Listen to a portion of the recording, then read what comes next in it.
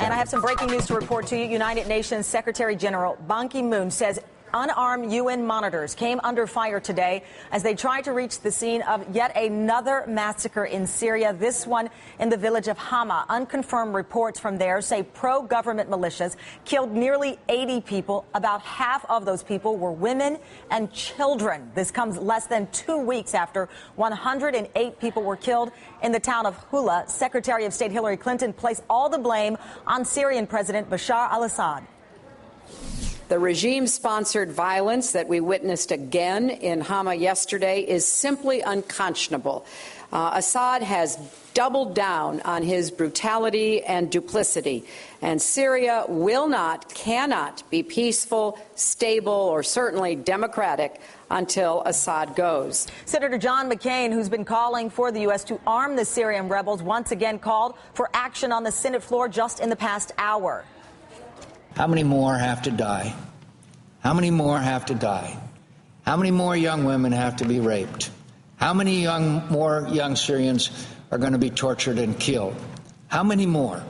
How many more before we will act?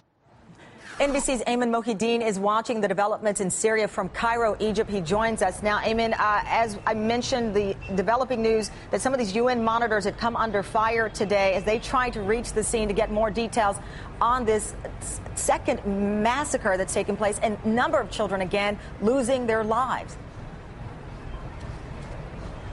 That's correct, Cameron. In fact, the calls by activists inside and outside of Syria for the UN to go to the site began late last night, with many of them urging the UN to go to the scene, investigate, document what is happening so that they and others are not accused of fabricating this story. And in fact, when the UN set out today, as you mentioned, they came under fire.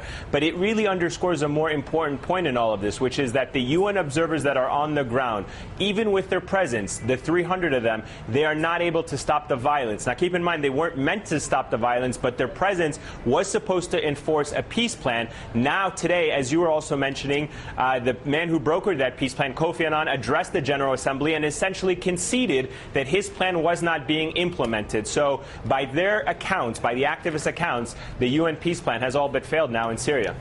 NBC's Ayman Mohideen, the breaking news that he is following for us out of Syria. Thank you, Ayman.